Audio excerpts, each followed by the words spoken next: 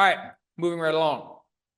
I posted something on Monday about the Jim Trotter lawsuit against the NFL and NFL media. And again, NFL media, a lot of people, I think, still don't understand. The NFL owns NFL media. The NFL hasn't licensed it like SiriusXM NFL Radio. That's licensed by Sirius, the NFL part. They pay the NFL. They're an independent operation. That's how it works. For NFL Network, it is the NFL.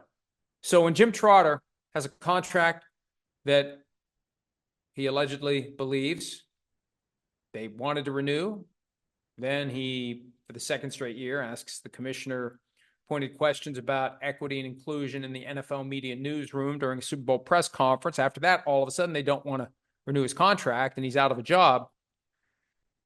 That's the NFL at work. That's not any other company. That is the NFL. So he filed the lawsuit not long after he was fired by the NFL.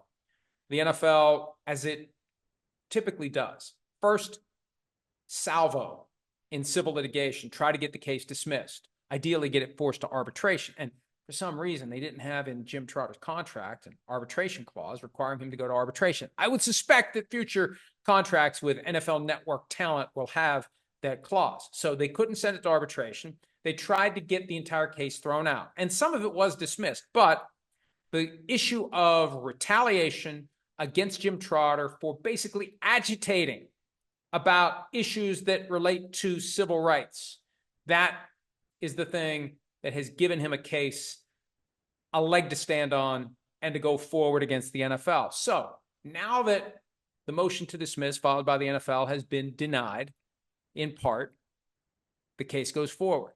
And what was filed on Friday was the NFL's answer to the complaint. Look at the item at PFT that explains what an answer is, how it works, what the various defenses mean.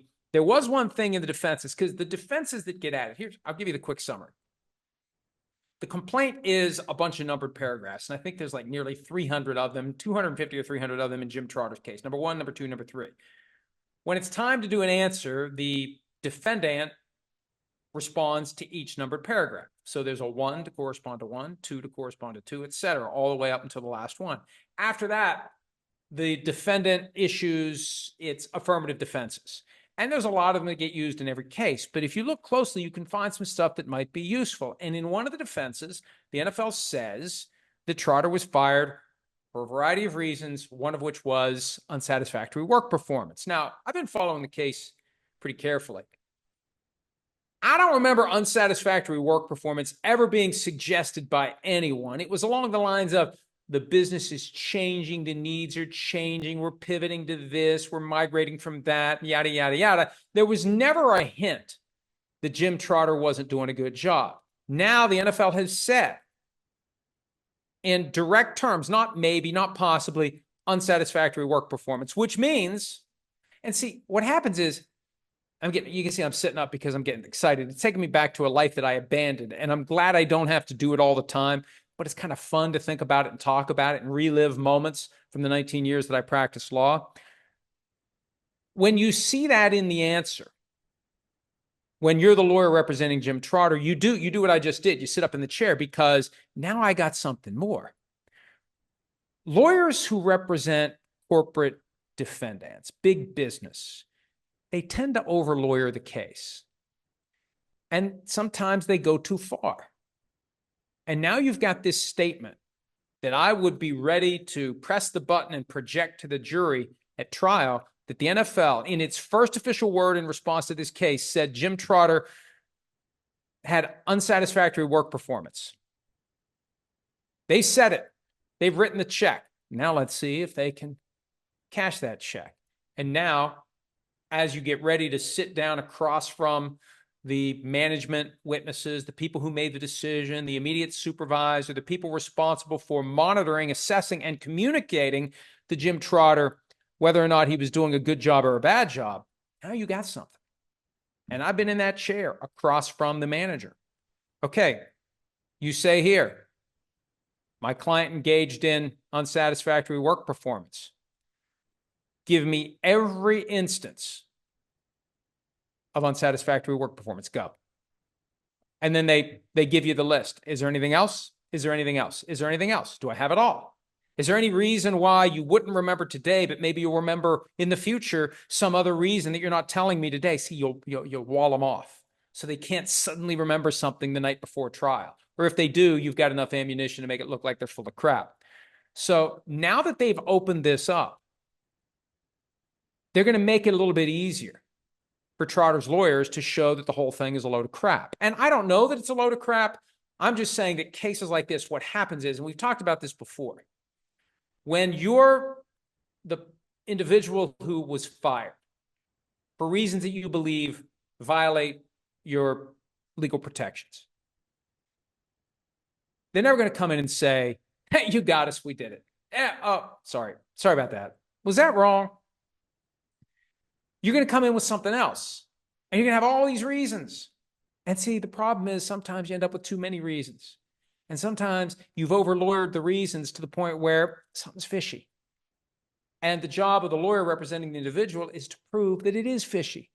And the fishier it smells, the more likely it is they're covering up the real reason.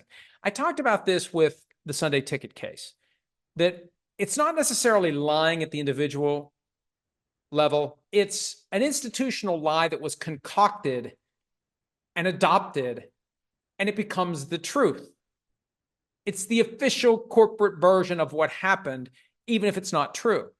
So when you're telling that as the witness who is sworn to tell the truth, the whole truth, and nothing but the truth, you're just parroting the reasoning that someone came up with, even if it's not true. That's how lying happens. That's how perjury is committed in civil cases. And I will submit to you, perjury is committed in civil litigation all the time. The prosecutorial resources aren't available to go after everyone who lies under oath in court in a civil trial. So what happens in Jim Trotter's case moving forward, Roger Goodell will be questioned under oath. Managers, supervisors will be questioned under oath. And now, because of that decision to include in the answer unsatisfactory work performance, it makes the job of Trotter's lawyers a little harder because it introduces a new element, but it makes their ultimate job easier because now they got something that they can really sink their teeth into and prove that the reasons they're giving aren't the truth. And they better be damn sure they've got documents, they've got testimony, they've got evidence that will show that Jim Trotter was not doing a good job and that they told him he wasn't doing a good job. And that it was so bad that they told him, if you don't turn it around, there's not going to be another contract for you, because that's the only way unsatisfactory work performance becomes this decision to not give him a new contract. So I'm trying to measure my words carefully, but this is what happens when businesses convince themselves that they're right no matter what, and that anyone that would suggest otherwise is wrong and should not be taken seriously and should not be regarded as a threat, because we know what we did and we know what's right. And if you come after us, we're going to come after you 10 times harder. And that's what Trotter has to be ready for. But man, the NFL, like I said, has made it a little easier for Trotter's lawyers by floating what I think is going to be an easily debunked notion that his job performance was unsatisfactory. Hi, it's Mike Florio. Thanks for watching PFT on YouTube. Hit subscribe for the latest news and analysis from Pro Football Talk.